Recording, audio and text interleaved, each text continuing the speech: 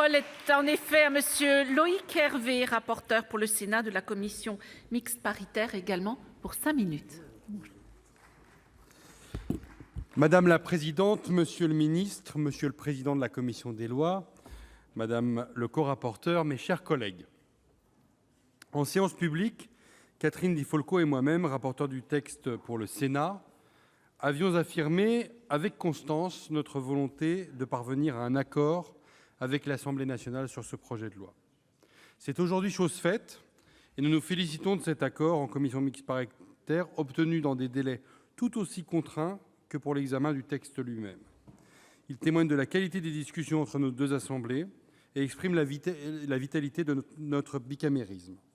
Je souhaite saluer ici les quelque 5,5 millions d'agents publics qui œuvrent chaque jour à l'organisation de nos services publics.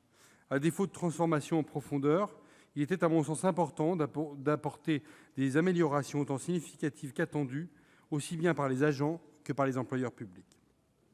Sur la réforme de la haute fonction publique, si l'habilitation du Gouvernement à légiférer par ordonnance a finalement été rétablie, la volonté du Sénat de voir la création d'un tronc commun d'enseignement pour les agents publics de catégorie A a été respectée. Toutefois, sur ce point, nous devons rester vigilants lors de la rédaction puis de la ratification de ces ordonnances. En matière de déontologie, plusieurs avancées émanant du Sénat ont été obtenues. Ainsi, nous avons soumis les membres de cabinet ministériel et les collaborateurs du Président de la République au contrôle systématique de la HATVP. A également été entériné le renforcement de la transparence au Parlement du remboursement de la pantoufle.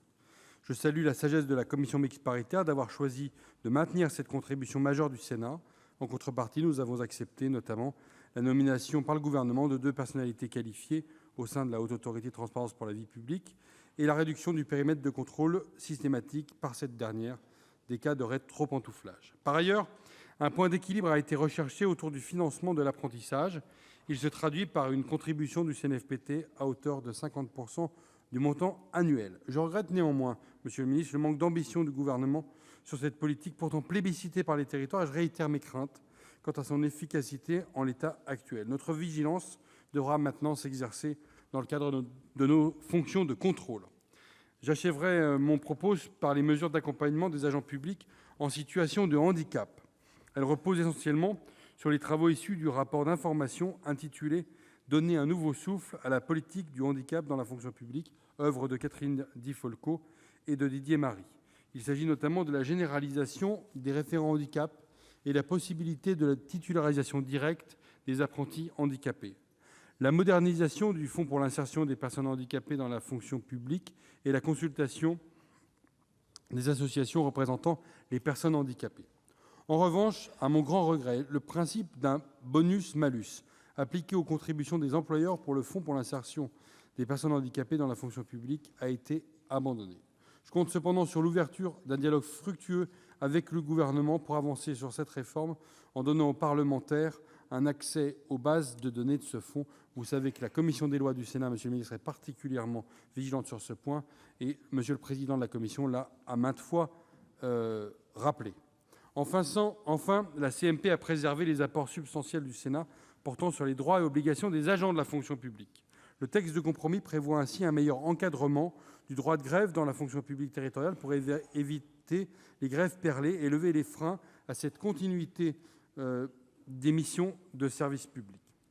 Il prévoit également la mise en œuvre d'un entretien de carrière pour les métiers pénibles ainsi que des dérogations à la formation obligatoire pour les policiers et les gendarmes intégrés par voie de détachement dans la police municipale en raison de la reconnaissance de leurs expériences professionnelles antérieures. Enfin, ce texte consacre de nouveaux droits pour les agents publics, le congé de proche aidant, le télétravail ponctuel et le droit à l'allaitement.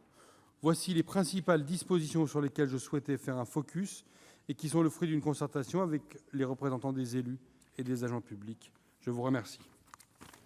Merci, monsieur le